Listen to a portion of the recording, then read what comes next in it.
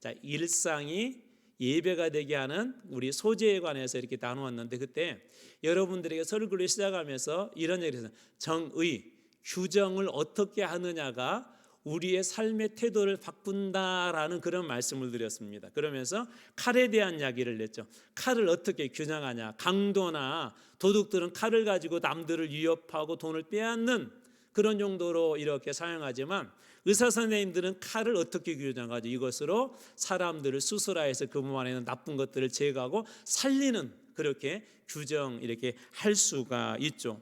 또 우리 지난주는 하루에 대한 그래 정의도 했어요. 하루를 고통스러운 하루로 생각할 수도 있고 또 즐거운 하루로 생각할 수도 있지만, 우리 하루에 대한 중요한 성경이 주는 의미는 뭐냐면 하루는 예배다. 그래서 예배로 규정하고 사는 것과 그냥 오늘 하루는 내가 즐거운 날이야, 그냥 고통스러운 날이야, 이렇게 규정하는 거에 삶은 달라지겠죠. 우리가 예배 늘 뭘 기억해야 된다고요? 하나님의 임재, 하나님이 계시다. 우리 하나님 앞에 예배드리는 거니까. 그러니까 하루를 예배로 규정한다면 함부로 살 수 있을까요? 없을까요? 함부로 살 수 없죠. 함부로. 그래서 소재, 우리 일상에서 늘 우리 먹는 것에 대한 그런 것들을 비추어서 지난 시간에 소재에 대한 이야기하면서 일상도 예배로 규정하는 것이 참으로 중하다라는 그런 얘기를 했는데, 죄에 대한 것들도 마찬가지입니다. 어떤 죄들은 우리가 대수롭게 생각하지 않은 그런 죄들도 있고, 똑같은 죄인데 어떤 사람들은 심각하게, 어떤 사람들은 별로 중요하게 이렇게 생각하지 않는 사람들도 있습니다. 어떤 사람들은 단순한 실수나 또 어떤 사람들은 습관이다라고 그렇게 규정한 사람들이 있고, 또 어떤 곳에서는 이런 규정도예요. 이 사람의 죄의 문제는 저 사람에게도 문제가 있지만 우리 사회적인 환경이나 우리 사람들이, 우리 이웃들이 책임져야 될 그런 영역도 있다. 물론 이 이야기가 틀린 얘기는 아니에요. 그렇게 우리 죄에 대해서 바라보는 관점도 있다는 것입니다. 그래서 사회적인 제도나 환경의 문제로도 이렇게 축소하죠. 그러나 성경은 단호하게 이 죄에 대한 문제를 하나님과 우리 사이의 단절로 보아요. 하나님과 우리 사이의 단절, 끊어졌다는 것이죠. 우리 심장으로 피들이 들어갔다 나오고 그러는데, 심장으로 들어가는 피의 그 혈관이 단절, 끊어지거나 막히게 되면 생명이 어떻게 되죠? 그렇게 안 돼봐서 모르신가요? 예, 그렇게 안 되시길 축복합니다. 안 되셔야 돼요. 그럼 막히면 큰일 납니다. 그렇죠? 단절된다는 건 뭐죠? 생명에 위협이 오는 건데, 죄는 하나님과 우리 사이에 단절을 가져오기 때문에 이게 심각한 문제인 거예요. 그리고 더 큰 문제가 뭐라고요? 우리 이 119 가을 한마음 전도 축제를 하는 중요한 이유 중에 하나도 무엇이죠? 우리의 문제는 여기서 끝나는 것이 아니라 영혼의 문제가 아직 남아있다는 거예요. 육체를 입은 인간은 여기까지, 인간에 사는 우리 삶의 시간이 정해졌지만 문제는 그 뒤의 시간이 영원한데, 하나님과 단절된 인생, 죄는 하나님과 우리를 단절시켜 버리는데 거기는 아주 심각한, 마치 혈관이 막혀버린다거나 그럴 때 사람에게 생명에 큰 위협이 올 수 있는 것처럼 죄의 문제는 우리의 영원, 영생에 대한 문제와 관련이 있기 때문에 이 문제는 너무나도 중요합니다. 병원에 가게 되면 특별히 응급실이라는 곳은 중요한 곳이죠. 목숨이 오가는 사람들이 있는데 그 사람의 그 판단을 이렇게 의사 선생님이 할 때 지금 목숨이 와가는데, 그때 시간이 막 자기가 좀 바쁘다고, 집안에 중요한 일이 있다고 판단을 갖다가 보류한다거나 이거 뭐 괜찮네 하고 시간을 늦춰버리게 되면 골든타임을 놓쳐서 그 사람의 이 생명에 큰 위협이 올 수가 있습니다. 죄를 가볍게 여기면 안 된다는 것이죠. 의사 선생님이 위급한 환자의 문제를 가볍게 여기면 안 되는 것처럼 죄의 문제는, 그것이 나의 문제든 아니면 다른 사람의 문제든 그 문제를 가볍게 여겨서는 안 된다는 것입니다. 이런 것을 비유해 보면 좀 쉽지 않을까라는 그런 생각이 돼요. 독극물이라는 거 아시죠? 독극물은 어떤 독극물들은 0.1mg, 예를 들어서 우리가 물 마시는 500ml짜리 그 물에 0.1mg만 들어가도요, 그걸 마시게 되면 호흡곤란이 오고 사람에게 심각한 생명에 손상이 올 수 있다고 합니다. 500ml 중에 0.1mg은 극소량이죠. 많은 게 아니란 말이에요. 그런데 그 극소량이 생명을 위협하는 것처럼 죄의 문제는 그렇게 다루어야 된다는 거예요. 그냥 대충 별것 아니네라고 다루어서는 안 된다는 것입니다. 겉으로 보기에는 별것 없어 보이는 것 같을지라도 마치 이 맹독성이 있는 이 독극물의 아주 작은 양이 사람에게 생명을 위협하고 죽일 수 있는 것처럼 죄의 문제는 심각하게 다루어야 한다는 것입니다. 죄의 문제에 대해서 그래서 하나님께서 오늘 특별히 속죄죄를 통하여서 우리에게 주시는 몇 가지 은혜들이 있는데, 그럼에도 불구하고 이 무서운 죄를 이길 수 있는 길을 우리에게 주셨는데 바로 은혜라는 것입니다. 그렇다면 무서운 죄를 이기는 이 은혜를 우리 어떻게 경험할 수 있을지 한 3가지 정도로 여러분들에게 나누도록 하겠습니다. 첫 번째는 6장 25절입니다. 자, 아론과 그의 아들들의 직분은 무엇이죠? 그러죠. 제사장입니다. 아론의 자손들은 제사장들이에요. 자, 제사장들에게 말하여 이르라. 자, 제사장들에게 말하여 이르라라는 것을 볼 수 있듯이 앞에 부분은 백성들에게 이야기했다면 이 규례는 1차적으로 똑같은 거지만 제사장들이 해야 될 영역이라는 것이죠. 자, 속죄죄의 규례는 이래 아니라 속죄죄의 제물은 그 다음이 중요해요. 자, 어떤 제물이라고 되어 있냐면 지극히 거룩하다. 속죄제의 제물은 어떻다고요? 지극히 거룩하다는 거예요. 지극히 가장 높다. 더 높은 것은 없다. 그다음에 더 이상 바랄 것도 없다라는 그런 의미가 이게 이것으로 충분하다는 거예요. 다시 한번 그럼 볼게요. 자, 속죄제의 제물은 지극히 거룩하니 충분히 거룩하다는 거야. 완전히 거룩하다는 것입니다. 최상급이라는 것이죠. 속죄의 제물은 지극히 거룩해서 어떤 의미가 있냐면 마치 이 속죄제 이 죄가 이만큼 크다면 이 속죄제 그 제물은 이 죄를 지극히 커서 덮고도 남는다는 거예요. 이걸 갖다가 물이 오염된 물이 있다면 그 오염된 물을 희석할 수 있는 약이나 약품 처리 같은 걸 하잖아요. 충분히 하고도 남을 만한 그런 충분한 것이 있는 것이 바로 이 속죄의 제물이다. 그 말이 지극히 거룩하다라는 그런 의미입니다. 이것이 왜 중요할까요? 이게 왜 중요할까요? 여러분, 우리 안에 병이 들어와도 이겨낼 수 있는 병은 사실 매일 생긴다고 하잖아요. 암도 매일매일 생긴대요. 그런데 건강한 몸은 이게 뒤틀린 그런 DNA를 건강한 몸은 바로바로 회복을 해버리기 때문에 우리가 암으로 나가지 않는 것뿐이지 보통 사람들에게도 늘 우리 몸 안에서 그런 병들이 생긴대. 근데 일반적으로는 이겨내버리기 때문에 그 병이 문제가 안 된 것처럼 이 속죄제의 제물은 죄의 문제를 다 덮고도 남을 만한 그런 충분한 그런 은혜가 있는 게 바로 이 지극히 거룩하다는 것입니다. 이게 중요한 이유가 있어요. 성경이 규정하는 우리 인간의 실체가 뭐죠? 로마서 여러 번 여러분들에게 말씀드렸어요. 모든 사람이 죄를 범하였으며 하나님의 영광에 이르지 못하더니 의인은 없나니 하나도 없고 죄의 삭은 무엇이요? 사망이요. 이게 죄가 주는 모든 것들은 한마디로 한 단어로 이야기하면 절망이에요.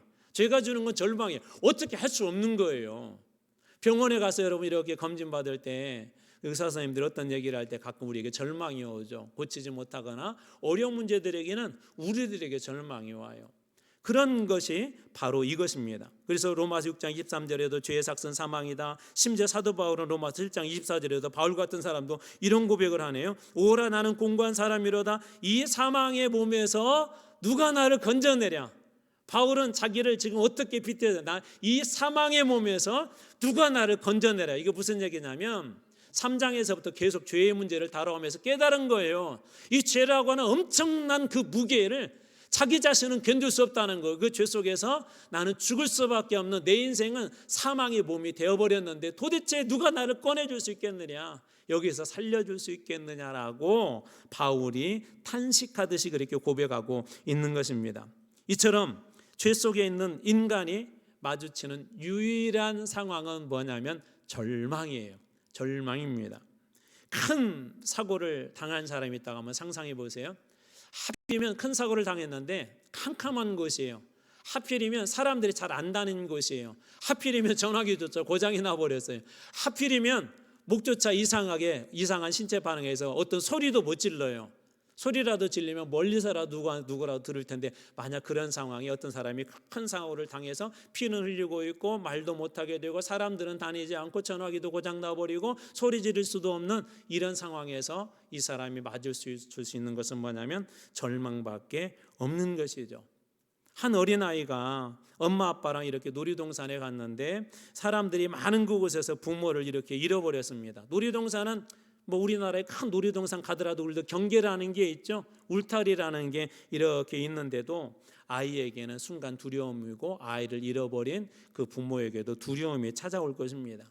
아이는 그럴 거 어디로 가야 될지도 모르겠고 어떻게 엄마 아빠를 만날 수 있을지도 모르겠고 그때 아이는 눈물이 나고 시간이 지날수록 더 큰 두려움에 사로잡힐 수 없습니다.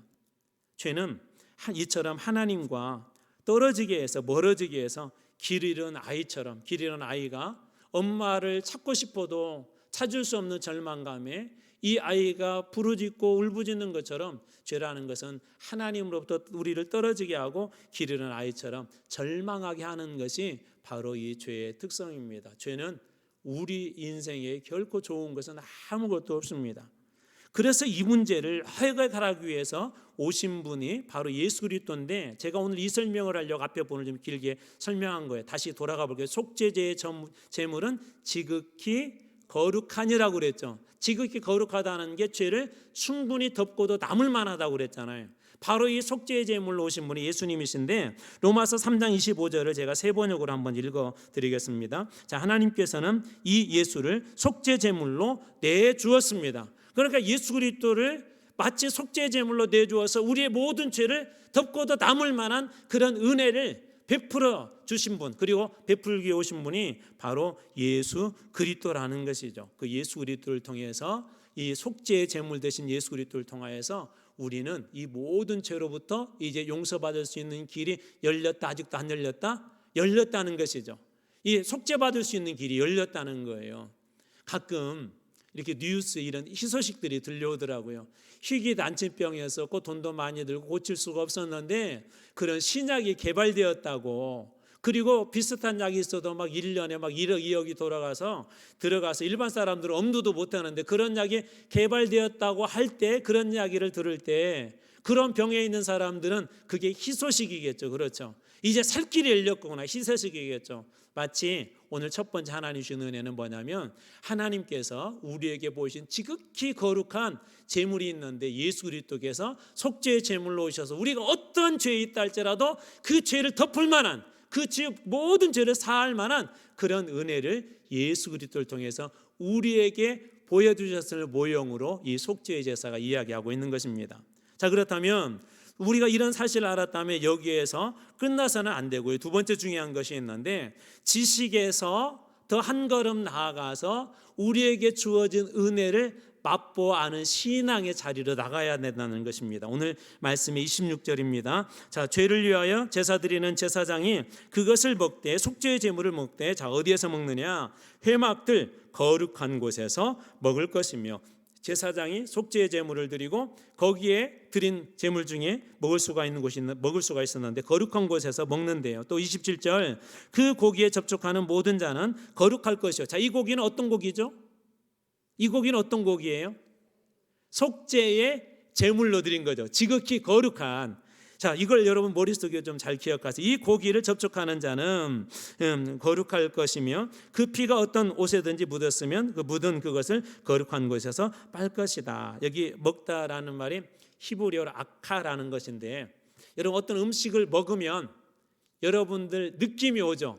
달다, 짜다, 맛있다, 덜 맛있다, 기분이 좋다, 여러 가지 우리 몸에 반응이 일어나는 것처럼 여기서 먹다는 것은 그냥 단순히 어떤 맛을 보다는 게 아니라 내 몸에서 느끼는 거예요. 다른 말로 바꿔볼게, 먹음으로써 무엇이 되죠? 나의 영양분이 되기도 하고 이 뱃속을 채우기도 하고 배고픔을 해소시켜주기도 하고 나의 소유가 되는 것처럼 여기에서 먹는다는 것은 이런 의미가, 제사장이 실제로 먹음으로써, 자, 이게 은혜, 하나님께서 우리에게 살 수 있는 거룩한, 지극히 거룩한 제물을 허락하심으로 죄를 용서받을 수 있다라는 그런 지식을 주셨는데 거기에 머물지 않고 이제 그것을 친히 그 은혜를 누릴 수 있도록 하셨다는 그런 이야기입니다. 다시 말해서 제사장이 실제로 그 속죄의 제물을 먹음으로 은혜를 머리가 아닌 이제 체험으로 한다는 것이죠.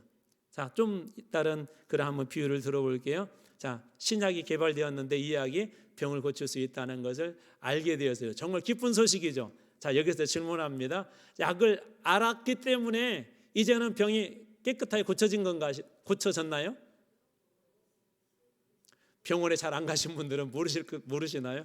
안 고쳐졌죠. 야, 여기 진짜 좋은 신약이 있는데 이거 먹으면 나 그 지식을 우리가 알고 있다고 해서 고쳐진 건 아니죠. 어떻게 해야 되죠? 그것을 먹어야 되겠죠. 먹어야 몸속에서 반응이 일어나는 것이죠.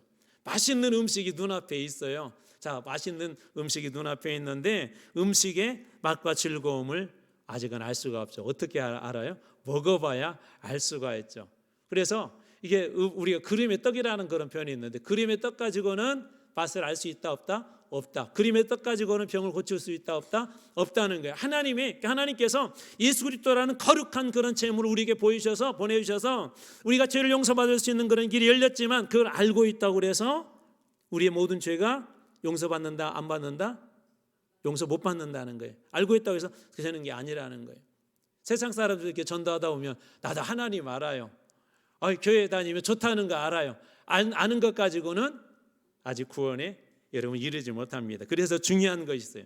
마찬가지로 하나님의 은혜를 그러면 우리가 어떻게 이렇게 먹을 수 있을까? 아까 속죄의 제물을 먹음으로 거룩하여진다고 그랬는데, 그렇다면 우리도 그 은혜를 먹어야 되잖아요. 그 그림을 보여주는 게 소위 예수님의 최후의 그 만찬입니다. 마태복음 26장 26절입니다. 자, 그들이 먹을 때 예수께서 떡을 가지사 축복하시고 떼어 제자들에게 주시며 이르시되 받아 먹으라, 이것은 너희를 위하는 내 몸이다. 받아 먹으라, 이것은 너희를 위하는 내 몸이다 라고 이렇게 이야기하시죠. 예수님께서 피에 대해서는 이 잔은, 포도주에 대해서는 이 잔은 너희를 위한 내 피다라고 그렇게 말씀해 주지 않습니까? 마치 구약의 제사장이 성소에서 속죄의 제물을 먹은 것처럼 성찬을 통해서 오늘날 우리가 그 은혜를 재현하고 체험하고 기억하고 하나님의 그 은혜를 마치 우리가 먹는 것처럼 그 포도주와 그 다음에 그 떡을 우리가 먹음으로써 취함으로써 그런 그 행동과 그 액션이 거기서 끝난 것이 아니라, 하나님 주님께서 저를 위해서 십자가에 죽으신 것을 믿습니다, 은혜인 걸 믿습니다 라고 하는 게 우리 구약에서는 먹는다라는 의미하고 동일한 거예요. 그러니까 우리가 어떻게 은혜를 맛보할 수가 있어요? 믿음으로 받아들일 때 그 은혜를 우리가 알 수가 있습니다. 믿음으로 받아들인다는 건 뭐죠? 그 속에 거하는 것이죠. 믿음으로 받아들인다는 건 뭐죠? 그 안에서 행한다는 것이죠. 마치 그 약이 좋다고 그럴 때 그것을 맞아, 그렇다면 제가 이 약을 먹으면 나을 수 있을 것 같아요, 먹었을 때 몸에 효과가 있는 것처럼 우리는 믿음으로 예수 그리스도께서 우리 죄를 위해 십자가에 죽으셨음을 고백할 때 그 은혜가 우리의 가운데도 임한다는 것입니다. 훗날 예수님의 몸과 피를 믿음으로 받는 그런 성도들이 은혜에 참여한다라는 그런 모형의 그림자이기도 한 것이죠. 요한복음 6장 53절에도 같은 말씀을 하고 있는데요. 예수께서 이르시되 내가 진실로, 자 여기서 퀴즈, 진실로는 원래 원어는 뭘까요? 여러분들이 많이 쓰는 단어인데, 그렇죠, 아멘입니다. 아멘 그렇게 원어에 보면 아멘. 그렇게 되길 원합니다. 진실로 그렇게 될 줄로 믿습니다라는 의미가 있다고 그랬죠. 내가 진실로, 요한복음의 특징 중에 하나는 이 진실로가 많이 나와요. 자, 진실로 너에게 이르노니 인자의 살, 예수 그리스도의 살을 먹지 아니하고 인자의 피를 마시지 아니하면 너희 속에 무엇이 없다? 생명이 없다. 아까 먹는다는 것은 내 소유로 만든다는 거였었고, 신약에서는 성찬을 통해서 이렇게 보여준다고 그랬고, 이것을 우리말로 여러분들이 조금 이해하기 쉬운 말로 바꿔자면 그 은혜를 내가 믿음으로 받아들인 거예요. 예수 그리스도로 말미암아서 내가 모든 죄를 용서받고 죄 용서받았다는 그것을 받아들이는 것을 구약적 의미에서는 먹는다라는 그런 의미가 있습니다. 먹어봐야 무엇을 안다고요? 맛을 알죠. 먹어봐야. 니들이 무슨 맛을 알아? 개 맛을 알아. 먹어본 사람은 알죠. 먹어본 사람은 그 말들 알아. 요즘 우리 한국의 젊은 친구들이 좋아하는 탕이 하나가 있어요. 탕. 역시 우리 중고등부 사역을 해서 그런 우리 권사님 금방 대답이 나오는 것 같아요. 아동부 사역 하셔서 그런지 마라탕 그렇게 좋아하잖아요. 마라탕이 이렇게 먹어보면 그 중독성이 좀 있어요. 입맛은 다시지 마시고 식사 안 하고 오셨어요. 이게 중독성이 있거든요. 마라탕이라는 게. 이게 먹어본 사람은 그 맛을 알아요. 자꾸 그 맛이. 또 이제 뭐 저뿐만 아니라 우리 조금 연세 드신 분들, 조금 안 드신 분들이 하들 우리 젊은 친구들도 청년들도 가끔 우리 엄마 뭐 생각난다 그런 때가 있어요. 밥이 생각나고 또 뭐 무슨 그 시래기국이 막 생각이 나고 우리 엄마 비빔밥 잘했는데 오징어 부침개 잘했는데 막 그러면서 그 생각난다고 하잖아요. 왜 생각날까요? 왜 생각날까요? 쉽게 대답해 보세요. 그래, 먹어봤기 때문에 그 맛을 아는 거예요. 이 맛이라는 것은 해봐야 하는 거예요. 기도도 해봐야 기도의 맛을 알아요.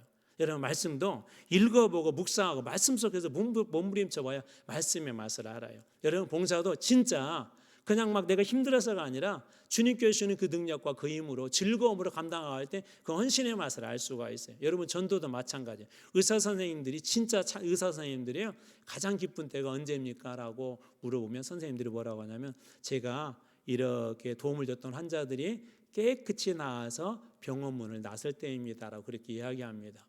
여러분 맛을 알기 때문에 때로는 힘들고 어려워도 그 일을 하는 거예요. 기도의 맛을 알기 때문에 때로 힘들고 어려워도 기도를 하는 것입니다. 말씀의 맛을 알기 때문에 힘들고 어려워도 하루를 말씀으로 열고 말씀으로 마무리하고 그렇게 하는 것입니다. 이처럼 맛을 아는 게 중요한데 여러분 은혜의 맛을 알길 주님의 이름으로 축원합니다. 은혜의 맛을 알게 되면 이 은혜를 우리는 떠날 수가 없어요. 그리고 잠시 떠났다 할지라도 맞아. 그때 내가 그 하나님 은혜 때문에 살아났는데 떠났다 돌아온 탕자가 그러잖아요. 나중에 막 대주치염 열매 먹고 막 그러면서 힘들고 어려우니까 우리 아버지 집에서는 그렇지 않았는데 정말 맛있었는데 그리고 심지어 종들조차도 잘 먹고 그렇게 살았는데라고 내가 종처럼 취급받아도 좋다고 그 옛날 맛 아버지의 그 사랑과 그 맛을 잊지 못하고 집으로 돌아오지 않습니까? 사랑하는 성도 여러분, 저는 여러분들이 이 하나님께서 주시는 이 구원의 그리고 여러분들을 속죄하시는 그리고 여러분들을 들어서 자녀 삼으신 이 은혜의 맛을 여러분들이 알기 주님으로 축원합니다. 나가서 우리는 은혜의 맛을 맛보았다고 해서 여기에서 끝나는 것이 아니에요. 이렇게 질문을 바꿔볼게요. 여러분 구원 받으셨나요? 눈치 보지 마시고요. 예, 구원 받았죠. 자, 그 다음에 질문해 볼게요. 자, 구원 받았는데 왜 시험에 넘어지기도 하고 막 쓰러지기도 하고 막 어느 때는 아이 나도 교회 안 나가 막 그러고 그러세요? 그럴 때 있을까요, 없을까요? 그럼 이렇게 질문을 바꿔볼게요. 자, 구원 받았기 때문에 절대로 뭐 잠시 시험에 들거나 넘어지거나 쓰러지거나 그렇지 않나요? 구원받은 사람들도 넘어지기도 하고 쓰러지기도 하고 실족하기도 하고 때로는 교회 나가기도 싫기도 하고 구원받은 사람들에게도 그런 일들이 일어나요. 그래서 은혜를 맛보았다고 해서 거기에서 멈춰서는 안 되고 더 중요한 한 단계가 있어요. 뭐냐면 하나님께서는 이 은혜를 그냥 거기에 멈추지 않고 은혜에 한계가 없다는 거예요. 은혜의 한계. 세상의 약은 한계가 있어요. 근데 하나님의 은혜는 한계가 없다는 거예요. 다시 말해서 은혜는 어떤 것이냐? 한계를 뛰어넘는다는 것인데요. 오늘 말씀이 29절 30절입니다.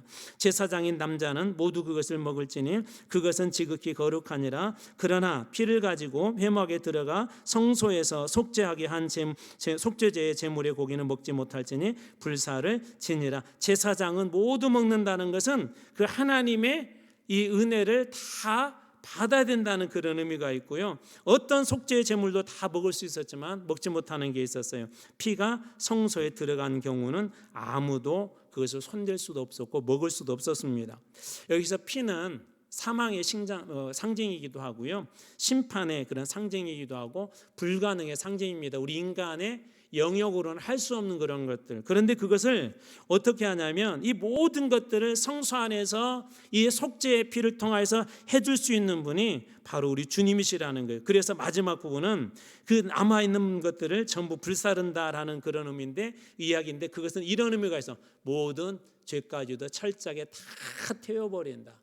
성소 안에서 하나님 안에 있을 때 그 모든 것들을 다 태워버린다. 이렇게 바꿔볼게요. 속죄의 진정한 그런 주권과 은혜는 하나님께 있다. 하나님께 있다. 하나님 안에 있을 때 우리는 모든 죄를 용서받을 수 있다는 거예요. 자, 여기에 죄라고 하는 것은 자, 은혜를 받은 사람, 구원받는 사람도 실족하거나 넘어지거나 고난이 오기도 하지만 때로 죄를 짓기도 하죠. 그렇죠. 우리가 잘 아는 다윗도 그랬단 말이에요. 그런데 하나님의 은혜는 그럼에도 불구하고 다시 그들을 감싸고 용서해주고 살릴 수 있는 어마어마한 한계가 없는 게 하나님의 은혜라는 거예요. 바로 그것이 오늘 세 번째 주는 그런 교훈입니다. 그래서 레위기에서 이 규례를 에베소에서는 사도 바울이 보낸 에베소 교회에 보낸 편지에서는 이렇게 말하고 있는데요. 이 에베소서 2장 8절입니다. 너희는 그의 은혜에 의하여 믿음으로 말미암아 구원을 받았으니 이것이 너희에게서 난 것이 아니요 하나님의 무엇이다? 선물이다. 은혜에 의하여 믿음으로 말미암아 구원을 받았대요. 모든 사람에게 거룩한 제물로 모든 죄를 덮어줄 만한 그런 은혜를 우리에게 베풀어 주셨는데, 그렇게 오신 분이 예수 그리스도였었고, 우리 예수 그리스도를 통하여 우리는 구원을 받는데, 구원받을 뿐만 아니라 구원 이후의 3조차도 하나님의 은혜 안에서는 모든 것들, 모든 죄들이 용서받고 새로워질 수 있음을 그렇게 말씀해 주시고 있는 것이죠. 속죄도 구원도 천국도 모두 누구에게 달렸다는 거예요? 하나님께 달려 있다는 것입니다. 여러분, 우리의 인생의 모든 주권과 열쇠, 그 모든 것들은 주권 다신 우리 하나님께 있음을 믿으시기 바랍니다. 근데 이 은혜가 어느 정도라고요? 모든 죄를 덮고도 남을 만한 것이래요. 하나님의 은혜는 한량이 없어서 부어주시고 부어주셔도 끝이 없는 게 그런 하나님의 은혜입니다. 종종 이렇게 집에 시원한 물을 먹고 싶은데 이렇게 먹다 보면 떨어져 버리잖아요. 그러면 갈증이 더 심해질 때가 있는데 하나님의 은혜는 그렇지 않대요. 근데 이 은혜는 언제 주시냐면요, 여러분, 구하는 자에게 주세요. 하나님은 구하는 자에게 은혜 베푸는 길을 즐거워하는 분이세요.